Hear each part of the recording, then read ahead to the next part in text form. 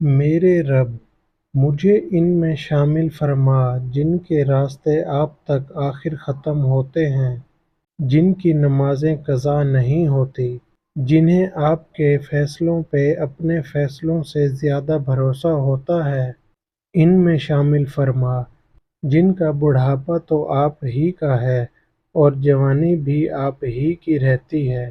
آمین۔ کبھی کبھی اللہ تعالیٰ ایسی خواہشات میں ہمارا دل لگا دیتا ہے جنہیں ملنا ہمارے نصیب میں نہیں لکھا ہوتا۔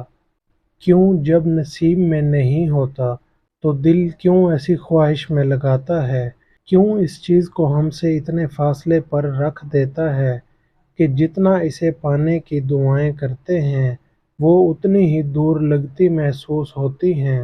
کیونکہ اللہ تعالیٰ ہمیں اس مقام تک لانا چاہتا ہے جہاں صرف اس کے محبوب بندے ہوتے ہیں، وہ مقام جہاں تمہارا صبر، تمہارا توکل، تمہارے آنسو، تمہارے سجدے اور تمہاری عبادتیں تمہیں اس کا پیارا بناتی ہیں، اور ہر کوئی تو اس کا پیارا نہیں ہوتا، اور تب اپنے لیے مانگتے مانگتے تم اس راستے کو چل پڑتے ہو جس کے آخر پہ وہ تمہارا منتظر ہے۔ اللہ تعالیٰ سوچیں پڑھ لیتا ہے، بن کہے دل کی باتیں جان لیتا ہے، دل کے کسی گوشے میں چھپی خواہشیں کیسے اچانک سے پوری کر دی جاتی ہیں۔ وہ رب واقعی الودود ہے، الرحمن ہے، بہت محبت کرنے والا، بہت رحم کرنے والا۔ اے اللہ، ہماری تمام دعائیں اپنی خاص رحمت سے قبول فرما۔ آمین۔ یہ وقت وہ ہے جو چیز تمہاری ہے، اس پر یقین رکھنے کا، صبر کر کے کن ہونے تک کا انتظار کرنے کا حکم۔ جو چیزیں اللہ کے حوالے کر دیتے ہیں، اللہ ان کی حفاظت خود کرتا ہے۔ دل سے نکلی ہوئی دعائیں، صدائیں کبھی ضائع نہیں ہوتی۔ اب وقت ہے آزمائش سے لڑ کر اچھائی کے راستوں میں معجزوں کا انتظار کرنے کا۔ میرا دل کہتا ہے اللہ سب دیکھ رہا ہے، اللہ سب سن رہا ہے۔ سورہ مریم ہمیں سکھاتی ہے کہ صبر کرتے کرتے اگر دل بے قرار ہو جائے تو اللہ سے یہ بھی کہہ دینا چاہیے کہ یا رب، مجھے تو صبر کرنا تھا مگر دل تڑپ گیا ہے۔ سورہ مریم ہمیں سکھاتی ہے کہ کسی کے پاس اگر وہ نعمتیں موجود ہیں جو آپ کو اپنے لیے ناممکن لگتی ہیں تو اللہ سے مانگ لینا چاہیے، کیونکہ وہ تو سب ہی کا رب ہے۔ سورہ مریم بتاتی ہے کہ دعائیں بھی زندگی بدل سکتی ہیں۔ اپنے دل کی کیفیت اسے بتایا کریں کہ آپ کیا محسوس کر رہے ہیں، کتنی تکلیف میں ہیں۔ آپ یقین کریں وہ بہت پیار سے سنے گا۔ اس کے سامنے رو لینے سے ہی آپ کے دل میں سکون اترے گا۔ وہ القادر ہے۔ تمہیں لگتا ہے یہ تمہیں نہیں مل سکتا، کہ یہ دکھ تکلیف ہمیشہ ایسے ہی رہیں گے؟ یہ تمہیں لگتا ہے کہ تمہارا یہ وجود ہمیشہ کسی خوشی کا منتظر رہے گا؟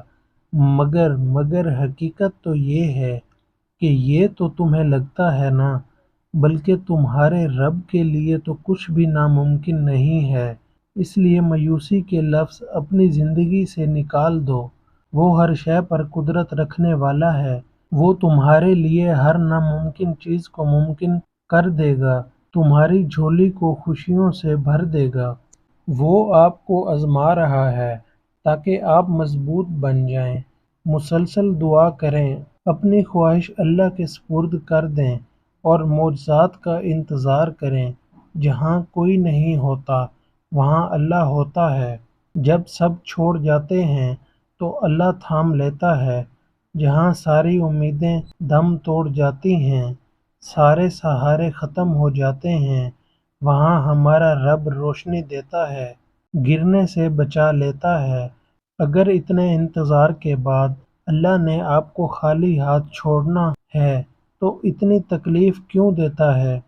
اگر اللہ نے تمہیں نوازنا ہی نہیں تھا تو وہ تمہیں مانگنے کا طریقہ کیوں سکھاتا؟ اگر اللہ نے راضی ہونا ہی نہیں تھا تو سجدوں تک کیوں لے کر آیا تمہیں؟ تقدیر میں نہیں لکھنا تھا تو دل میں کیوں لایا؟ پتہ ہے اللہ آپ کے دل میں کسی چیز کی اتنی چاہت کیوں پیدا کر دیتا ہے، اور چاہ کے بھی دل سے کبھی نہ نکلے، آپ بے بس ہونا شروع ہو جائیں، ہر دعا ہر تہجد میں مانگنا شروع کر دیں۔ اللہ مانگنے کی توفیق بہت کم لوگوں کو دیتا ہے، بہت کم لوگوں میں تڑپ پیدا کرتا ہے۔ سچی والی اگر ایسا ہے تو بس مانگتے رہیں، وہ نوازنا چاہتا ہے آپ کو۔ آپ کا مانگنا اللہ کو پسند آ گیا، اپنی قسمت کو اللہ پر چھوڑ دیا ہے، اس لیے کہ اللہ بہتر کرے گا۔